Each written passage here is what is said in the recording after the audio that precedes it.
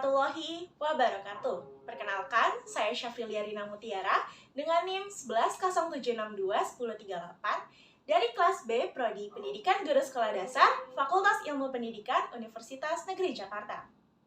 Kepada yang terhormat Bapak Dr. Andes Johannes Akmal MPD selaku dosen pengampu mata kuliah Keterampilan Berbahasa Indonesia SD, dan yang juga saya hormati para hadirin sekalian.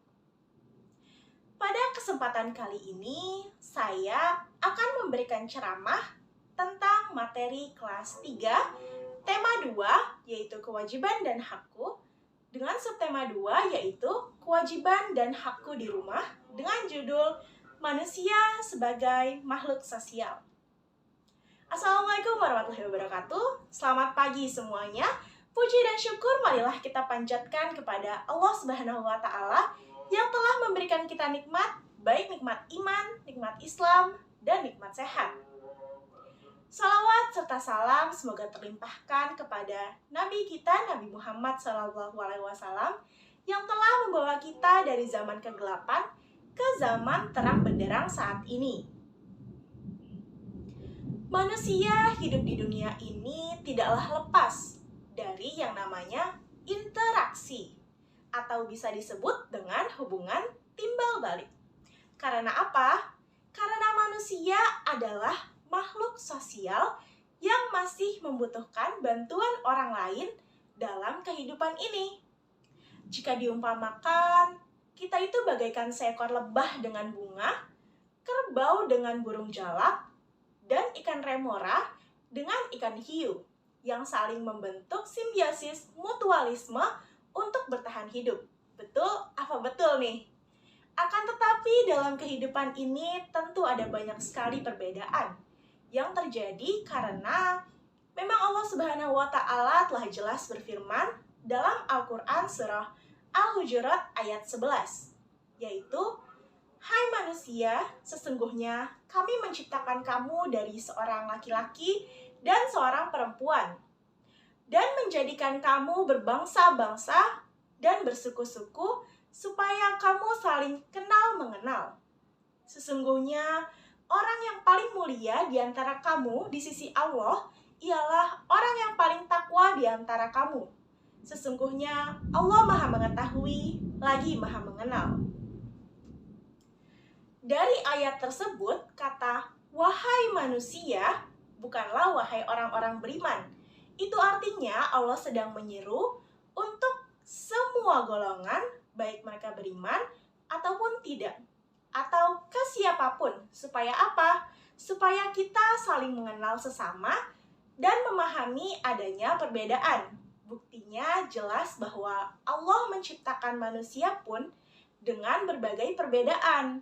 Ada yang tinggi, ada yang pendek, ada yang kurus, ada yang gemuk, ada yang ganteng, ada yang cantik, dan masih banyak lagi.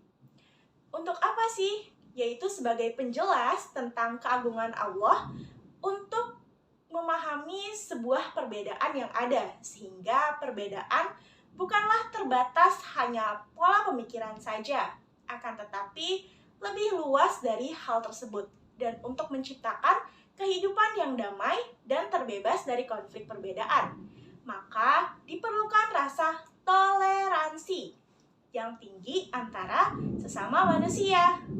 Toleransi adalah hal terpenting yang harus kita tanamkan pada setiap pribadi seseorang. Karena apa sih? Perlu kita sadari bahwasanya kita hidup di Indonesia selalu berdampingan dengan orang non-muslim. Sehingga toleransi dalam beragama sangatlah penting. Agama pun menjadi pegangan hidup seseorang, dan kebebasan beragama adalah hak setiap manusia. Sebagaimana yang telah dijelaskan Allah dalam surah Al-Kafirun ayat 6, yaitu, "Untukmu agamamu dan untukkulah agamaku." Sehingga toleransi beragama pun sangatlah penting, karena toleransi beragama itu telah dijalankan oleh Nabi kita sendiri, yaitu Nabi Muhammad SAW. Salah satu contohnya saat Nabi menjadi pemimpin Madinah, di mana beliau menyatukan seluruh suku masyarakat, suku yang ada di Madinah.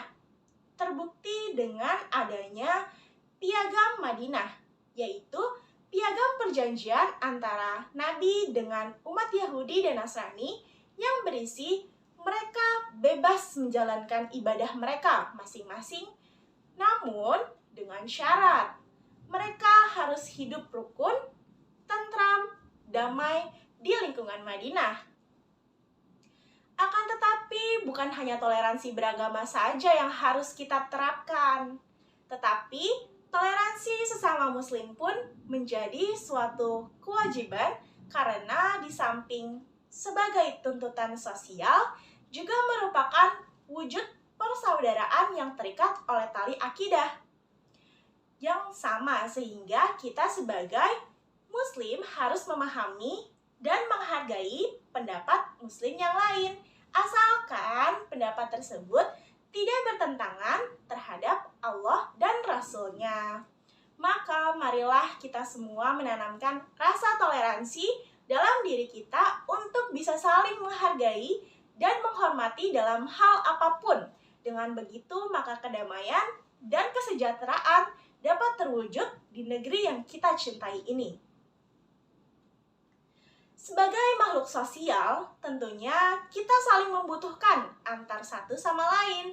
Seperti saat ingin makan nasi, maka kita akan membutuhkan padi yang dihasilkan oleh petani. Atau saat kita ditimpa bencana seperti contohnya kebakaran, maka kita tentunya membutuhkan tetangga-tetangga yang ada di sekitar rumah kita untuk membantu memanggilkan pemadam kebakaran dan ikut berusaha dalam memadamkan api. Apalagi saat ini terjadi banyak bencana seperti belum lama ini terjadi, yaitu gempa yang ada di Cianjur. Maka sebagai sesama manusia, kita harus memiliki rasa empati untuk menolong saudara-saudara kita yang sedang kesulitan sesuai dengan kemampuan yang kita punya, baik dalam bentuk materi ataupun dalam bentuk jasa.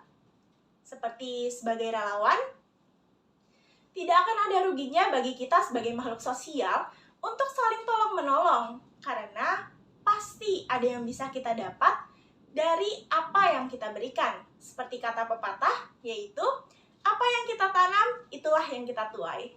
Jika kebaikan kita tidak dibalas oleh manusia, maka percayalah Allah akan membalasnya dengan berkali-kali lipat.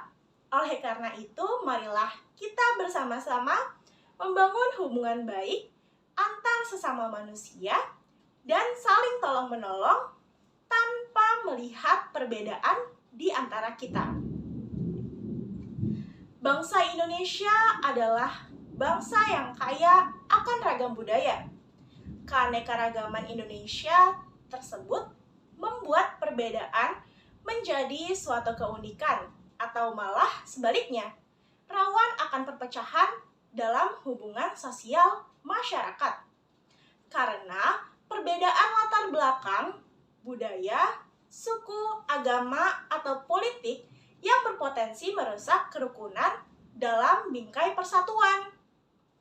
Oleh karena itu, semboyan Bhinneka Tunggal Ika, yaitu berbeda-beda tapi tetap satu, menjadi hal yang tidak hanya dihafal, tapi juga harus ditanamkan.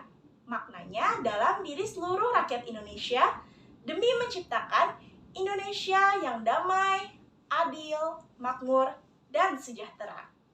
Harus selalu diingat bahwa dari manapun kita berasal, apapun agama kita, apapun suku kita, kita masih memiliki kesamaan, yaitu sebagai rakyat Indonesia. Kiranya cukup sekian yang dapat saya sampaikan. Mohon maaf jika ada kesalahan dalam pengucapan kata, karena tidak ada kata sempurna pada diri saya. Wabillahi taufiq wal hidayah. Wassalamualaikum warahmatullahi wabarakatuh. Terima kasih.